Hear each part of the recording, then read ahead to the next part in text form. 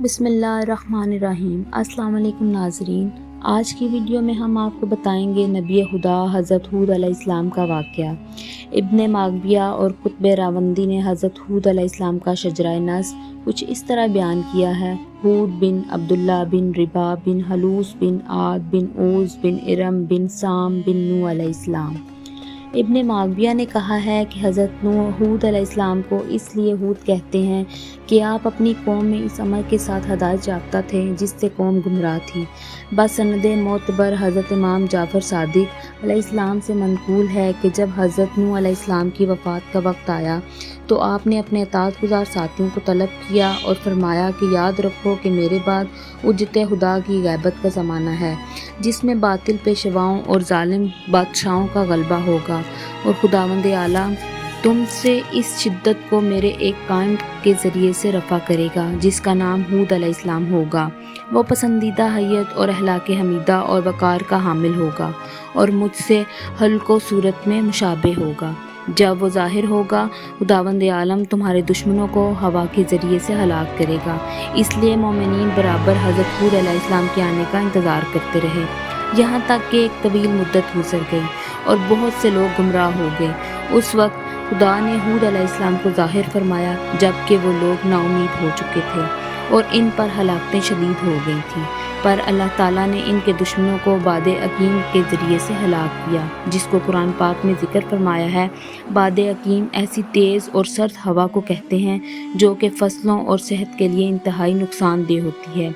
ابن ماغویہ اور قطب راوندی نے وہب سے روایت کی ہے کہ جب ہود علیہ السلام کی عمر 40 سال ہوئی تو خدا نے ان کو وحی فرمائی کہ اپنی قوم کو میری عبادت اور وحدانیت کی دعوت دے دو، قبول کریں گے تو ان کی قوت اور مال میں اضافہ ہوگا۔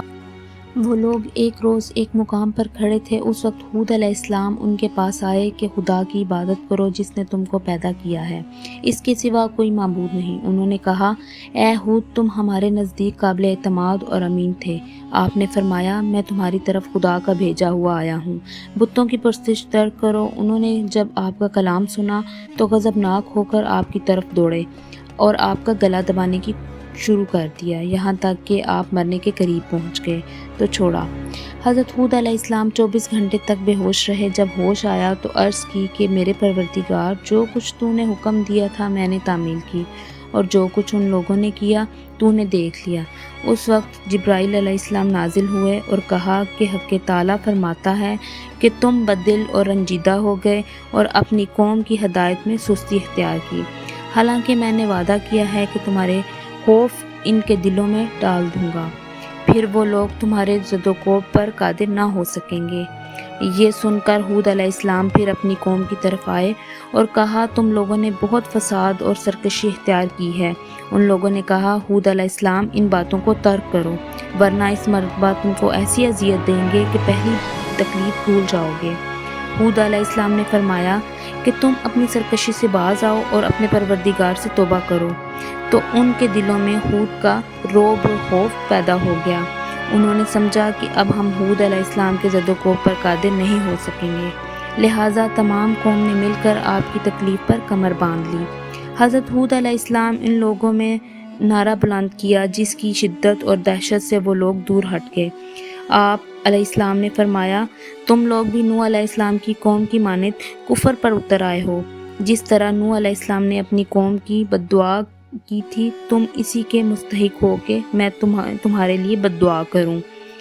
ان لوگوں نے کہا، نوح علیہ السلام کی قوم کے تمام خدا کمزور و ناتواں اور ہمارے سب خدا مضبوط اور قوی ہیں، اور ہماری طاقتیں بھی تمہیں معلوم ہیں۔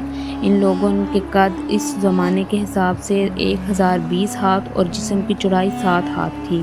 ان میں کوئی جب چاہتا ایک چھوٹے پہاڑی ٹیلہ کو اکھاڑ کر پھینک دیتا تھا۔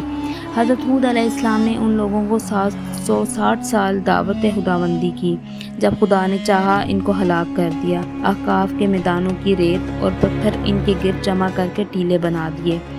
یہاں واضح کرتی چلوں کہ احقاف کے ریتلے صحراؤں کے بارے میں یہ خیال کیا جاتا ہے کہ یہ جزیرہ نمائے عرب کے جنوب میں واقع ہے، جو کہ ممکنہ طور پر یمن کا مشرقی علاقہ یا عمان کا مغربی علاقہ ہو سکتا ہے۔ حضرت ہود علیہ السلام نے ان سے فرمایا کہ میں ڈرتا ہوں کہ کہیں یہ ٹیلے خدا کی طرف سے تمہارے لیے عذاب نہ ہوں۔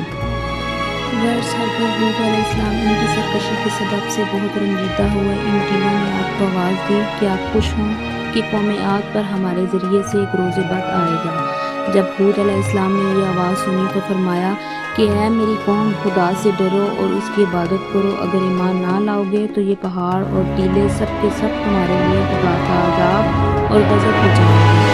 ان لوگوں نے یہ سن کر ٹیلوں کو کھود کر ہٹانا چاہا، لیکن جس قدر وہ ہٹاتے تھے ٹیلے اور زیادہ جمع ہو جاتے تھے۔ آخر ہود علیہ السلام نے عرض کی کہ پروردگار، تیری رسالت جس قدر پہنچاتا ہوں ان کا کفر اور زیادہ بڑھ جاتا ہے۔ خدا نے ان سے وحی کی کہ میں ان سے بارش روک دیتا ہوں۔ ہود علیہ السلام نے اپنی قوم سے فرمایا کہ خدا نے مجھ سے وعدہ کیا ہے کہ تم لوگوں کو ہلاک کر دوں گا۔ آپ کی یہ آواز تمام پہاڑوں تک پہنچ گئی، یہاں تک کہ تمام درندوں، وحشیوں اور پرندوں نے بھی سن لی۔ ہر جنس کے جانور آپ کے پاس حاضر ہوئے اور گریہ کیا کہ آپ ہم کو بھی نافرمانوں کے ساتھ ہلاک کر دیں گے۔ یہ سن کر ہود علیہ السلام نے ان کے لیے بارگاہ خدا میں دعا کی۔ خدا نے وحی فرمائی کہ میں ان کو ہلاک نہیں کروں گا جس نے میری نافرمانی نہیں کی۔ علی بن ابراہیم نے روایت کی ہے، عاد قوم ہود علیہ السلام کا ایک قبیلہ تھا اور ان کو آبادی کا شکوک سے اخذر تک ایک گاؤں تھا۔ ان کے شہر 4 منزل کے تھے اور ان کے پاس کھیتی باڑی اور کھجور کے باغات تھے۔ ان کی عمریں دراز اور قد بلند تھے۔ وہ بتوں کی پرستش کرتے تھے۔ خدا نے ہود علیہ السلام کو انہی لوگوں میں مبعوث فرمایا کہ ان کو اسلام کی دعوت دیں اور بت پرستی سے منع کریں۔